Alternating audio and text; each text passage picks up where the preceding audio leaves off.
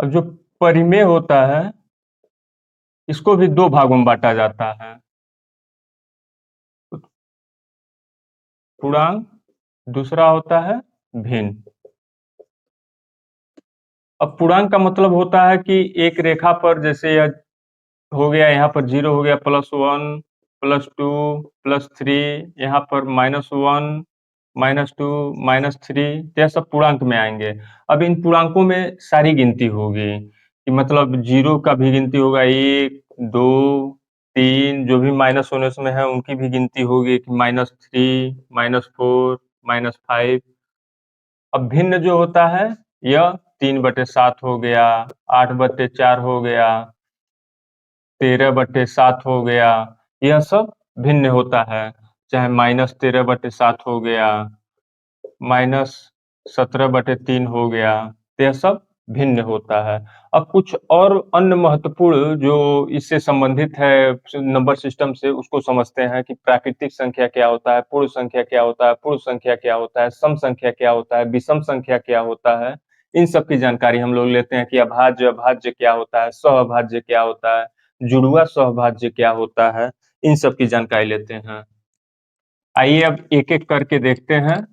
पहले देखते हैं प्राकृतिक संख्या। प्राकृतिक संख्या, प्राकृतिक संख्या जो होता है यह चालू होता है 1, 2, 3, 4, 5 से अनंत तक। तो इसकी अगर एक क्वेश्चन पूछता है कि सबसे छोटी प्राकृतिक संख्या, तो वह हो जाएगा सबसे छोटी जो है वह 1 प्राकृतिक संख्या होती है। अब देखते हैं पूर्णांक संख्या। पूर्णांक संख्या यह परिमेय में भी बताए भी हैं, लेकिन एक बार और देख लीजिए। जैसे यह रेखा है, यहाँ पर 0 हो गया, +1, +2, +3, +4, -1, -2, -3, -4, तो यह सब पूर्णांक होता है। अब आइए देखते हैं कि पूर्ण संख्या। पूर्ण संख्या यह जो चालू होता है, यहाँ पर प्राकृतिक संख्या 1 से चालू होता है, यह पूर्णांक जो है माइनस प्लस दोनों आ जाता है। और जो पूर्ण संख्या होता है यह चालू होता है 0 से, 0, 1, 2, 3 अनंत तक। तो यहाँ पर सबसे छोटी अगर पूर्ण संख्या अगर पूछे तो हो जाएगा 0। अब आइए इस पे आधारित प्राकृतिक और क्या बोलते हैं पूर्ण संख्या और अपूर्ण पूर्ण संख्या, पूर्णांक संख्या, इन पे जो क्वेश्चन पूछा गया है उसे देखते हैं।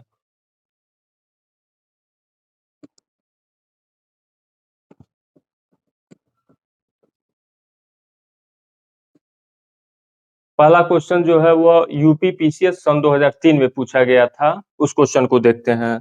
इसमें है कि -5 से बड़ी तथा +5 से छोटी सभी प्राकृतिक संख्या का गुणनफल बताइए। मतलब गुणा करना है जितना भी प्राकृतिक संख्या है उसका।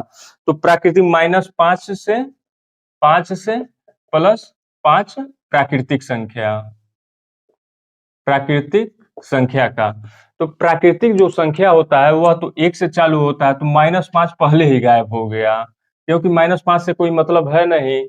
यहाँ प्राकृतिक संख्या जो होता है 1 होता है, प्राकृतिक संख्या के बीच का संख्या जोड़ना है, तो 1 हो गया, 2 हो गया, गुणे 3 और 4, 5 से पहले हो गया मतलब बीच में, तो बीच में मतलब 4 आएगा। तो हो गया 3 दूनी 6, 6 चौक 24। तो इसका आंसर जो हो जाएगा वह 24 हो जाएगा। अब आइए अब दूसरा क्वेश्चन देखते हैं। यह आरआरबी सन 2004 में पूछा गया था कि यदि यक्स एक प्राकृतिक संख्या है तो यक्स कोष्टक में x+1 और x+2 हमेशा किससे विभाजित होगा। आइए सबसे छोटी प्राकृतिक संख्या को इसमें रख कर देखते हैं कि यक्स, फिर कोष्टक में x+1, फिर दिया है x+2। अब सबसे छोटी प्राकृतिक संख्या जो होता है 1, इसको रख कर देखते हैं, क्योंकि इसको क्वेश्चन देख मतलब जो ऑप्शन दिया है उसको देखकर ही आंसर किया जा सकता है। अब x जो है इसको 1 रखते हैं, 1 गुणे यह 1+1, 1+1 यह हो जाएगा 2, फिर गुणे यह 1+2 यह हो जाएगा 3, यह हो जाएगा 6, 6 इसका आंसर हो जाएगा। तो इसका आंसर जो है वह हो जाएगा सी। अब आइए अगला क्वेश्चन देखते हैं।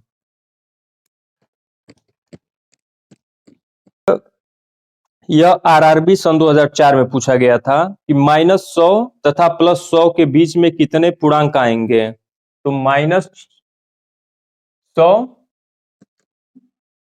तथा +100 में मतलब इसके बीच में कितने पूर्णांक आएंगे। तो जो पूर्णांक होता है, पूर्णांक तो आप जानते ही हैं कि एक रेखा पर रख लीजिए, यहाँ पर 0 हो जाएगा, +1 पर -1 से लेके अनंत तक, +1 से लेके अनंत तक सब आते हैं, इसमें दोनों जोड़ा जाएगा। तो बीच में तो -100 के बीच में कौन सा आएगा, -99। अब प्लस प्लस नहीं, यहाँ पर आगे प्लस करेंगे, यह फिर यहाँ पर एक आ जाएगा 0, फिर यहाँ पर 99, 100 के बीच में +100 के बीच में, तो यह 99, तो 99 का अंक 99 प्लस 0 जो है वह 1 है, तो 1 हो जाएगा। यह 99 जो है, यह 99 उतार दिया जाएगा, तो यह हो जाएगा 199। तो इसका आंसर हो जाएगा 199। अब ऑप्शन देखते हैं, ऑप्शन में जो दिया है वह हो जाएगा बी इसका आंसर। अब आइए, अब हम लोग सम और विषम देखते हैं।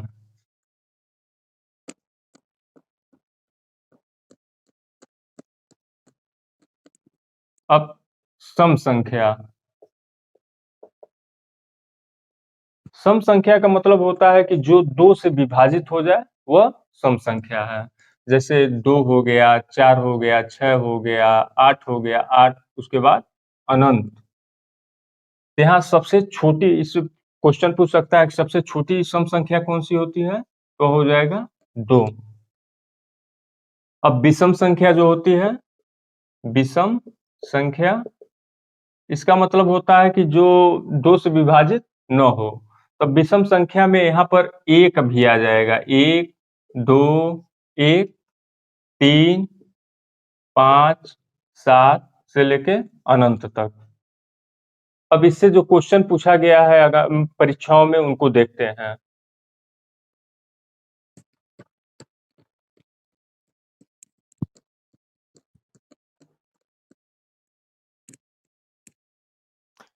पहला क्वेश्चन है, यदि a तथा b धनात्मक पूर्णांक हैं, धनात्मक पूर्णांक है मतलब यह 0 से +1 से लेके अनंत तक धनात्मक पूर्णांक है, तो a जो है, a इस पे b हो जाएगा, प्लस b जो है a बराबर 47 हो, तो a तथा b को निम्न में से किस कोटि के अंक होंगे।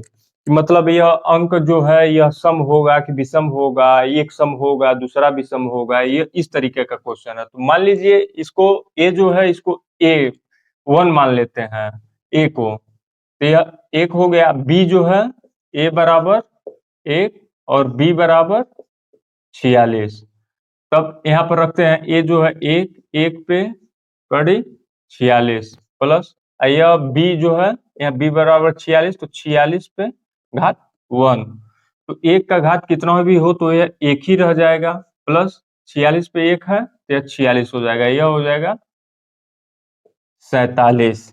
तो इसका जो आंसर है यह हो जाएगा कि यह जो 47 है, तो एक विषम है और एक सम है, क्योंकि विषम जो होता है वह 1 से चालू होता है और जो सम होता है वह 2 से। तो यह जो 46 है यह 2 से कट जाएगा, क्योंकि यह 2 2 दूनी 4 हो जाएगा, यह 3 हो जाएगा, 23 हो जाएगा इसका, यह विषम है। एक सम और एक विषम इसका आंसर हो जाएगा।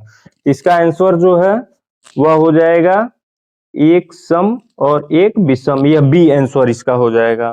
क्वेश्चन देखते हैं, निम्न में से कौन सा एक विषम भाज्य संख्या है। मतलब विषम भी हो और भाज्य भी हो। भाज्य मतलब वह कटे भी, चाहे 2, 3, 4 से कटे भी, और विषम भी हो। विषम का मतलब 1, 3, 5, 7, 9 इस तरीके का भी हो और कटे भी। तो इसमें दिया है 15 दिया है, 15 देखिए, 15 एक विषम संख्या है, यह कटेगा भी 3 से, इसका ए आंसर हो जाएगा। आइए और आंसर इसका देख, क्या बोलते हैं, और ऑप्शन जो दिया है उसको भी देख लेते हैं। 17 जो है 17 किसी से नहीं कटेगा, विषम संख्या तो है लेकिन कटेगा नहीं। फिर दिया है 12, 12 तो सम संख्या है। और एक ऑप्शन दिया है डी 13, तो 13 जो विषम संख्या है लेकिन कटेगा किसी से नहीं। इसका आंसर जो है वह हो जाएगा 15, ए हो जाएगा। अगला क्वेश्चन देखते हैं, यदि ए और बी विषम संख्या हो तो बताइए कि निम्न में से सम संख्या कौन सी होगी। अगर यह विषम संख्या है, ए और बी दोनों विषम संख्या, तो इनको दोनों को विषम संख्या पे रख के निकालना पड़ेगा, न कि एक को सम एक को विषम, दोनों को विषम संख्या करना पड़ेगा। तो आइए सबसे छोटी विषम संख्या को देखते हैं, उसके बाद देखते हैं उसके बाद जो विषम संख्या आते हैं उसको रख के। ए और बी जो है, ए और बी, ए और बी, अब विषम संख्या जो है वह 1 भी है, 3 भी है, 5 भी है, 7 भी है, ऐसे करके अनंत हो जाएगा। तो ए रखते हैं, ए प्लस यहाँ पर 3 बी बराबर 4। तो यह जो है पहला जो ऑप्शन दिया है वह दिया है कि ए प्लस बी प्लस 1, अब बराबर, तो ए को मतलब ए, यह बी जो है इसको 3 रखे हैं तो 3 प्लस 1, तो यह क्या हो 4 1 5, 5 यह नहीं होगा क्योंकि सम संख्या कौन सी होगी इसको देखना है। फिर बी वाला ऑप्शन देखते हैं, बी में जो दिया है 1 प्लस बी बराबर, तो 1 जो है 1 प्लस 3 बराबर 4, तो यह सही हो जाएगा। अब आइए सी भी देख लेते हैं इसी बहाने कि ए बी मतलब यह गुणा करना है, तो 1 गुणे 3 बराबर 3 हो जाएगा, तो यह तो विषम संख्या हो जाएगा, सी भी गलत था। अब ए बी प्लस 2, तो 1 गुणे 3 प्लस 2, तो यह हो जाएगा 5, ये भी गलत है। तो यही जो बी वाला ऑप्शन है, यह ए प्लस बी वाला यही सही होगा। अब आइए हम लोग अगला अभाज्य संख्या को देखते हैं कि अभाज्य संख्या क्या होता है। अभाज्य में एक अभाज्य संख्या होता है, एक जुड़वा अभाज्य संख्या होता है, एक सह अभाज्य संख्या होता है। तो तीनों को देखते हैं एक ही साथ कि अब देखते हैं अभाज्य संख्या। अभाज्य संख्या जो होता है वह होता है 2 3, क्योंकि 2 भी जो है वह 1 से कटेगा, स्वयं से कटेगा, 3 हो गया, 5 हो गया, 7 हो गया, फिर हो जाएगा 11 हो जाएगा, फिर 13 हो जाएगा, ऐसे करके अनंत तक आएगा अभाज्य संख्या। अब इसमें कुछ तथ्य हैं जो पूछता है कि मतलब सबसे छोटी अभाज्य संख्या, सबसे छोटी अभाज्य संख्या 2 है, और एक और पूछता है कि सम अभाज्य संख्या कौन सी है, तो ये भी 2 हो जाएगा, सम अभाज्य संख्या जो है वह 2 हो जाएगा। अगर यह पूछे कि अभाज्य संख्या जो सबसे छोटी है और वह विषम अभाज्य संख्या जो सबसे छोटी है तब 3 होगा, नहीं तो अगर पूछे कि अभाज्य की सबसे छोटी संख्या तो वह 2 हो जाएगा। फिर एक क्वेश्चन पूछता है कि 1 से 50 तक कितने अभाज्य संख्या होते हैं, तो वह होता है 15। फिर पूछा कि 1 से 100 तक कितने अभाज्य संख्या होते हैं, तो वह होता है 25। अभाज्य संख्या के 2 गुणनखंड होते हैं, एक एवं स्वयं, इसके 2 ही गुणनखंड होते हैं। अब आइए देखते हैं कि जुड़वा अभाज्य संख्या कौन से होते हैं। जुड़वा अभाज्य की संख्या का मतलब कि दोनों अभाज्य हो, जैसे 5 हो गया, 7 हो गया, कि दोनों अपने और स्वयं से कटे हैं। और मान लीजिए यह 11 हो गया, 13 हो गया, ते भी जुड़वा अभाज्य संख्या हो जाएंगे। अब सह अभाज्य संख्या मतलब एक जो है वह तो कटेगा, जैसे 12 हो गया, 13 हो गया, यह सह अभाज्य संख्या है, यह तो भाज्य है, यह मतलब अभाज्य है। फिर अगला जो है मान लीजिए यह 17 हो जाए और 18 हो जाए, तो यह सह अभाज्य संख्या होंगे। अब आगे, अब विविध परीक्षाओं में जो क्वेश्चन पूछे गए हैं कि भाज्यता से क्वेश्चन पूछे गए हैं, फिर सम संख्या से क्वेश्चन पूछे गए हैं, विषम संख्या से क्वेश्चन पूछे गए हैं, पदों से क्वेश्चन पूछे गए हैं, जीरो से क्वेश्चन पूछे गए हैं, इन सब को अब बारी बारी करके एक एक देखते हैं हम लोग कि कैसे कैसे क्वेश्चन पूछे गए हैं इससे। पहला जो क्वेश्चन रहेगा वह भाज्यता से, कि मतलब 2 है तो उससे भाग कितने से जाएगा, कि अगर कोई संख्या है तो 2 से भाग जाएगा कि नहीं जाएगा। इसके बारे में पता करने के लिए कई नियम भी हैं कि 2 से जाएगा कि नहीं जाएगा। आइए अब एक-एक करके देखते हैं।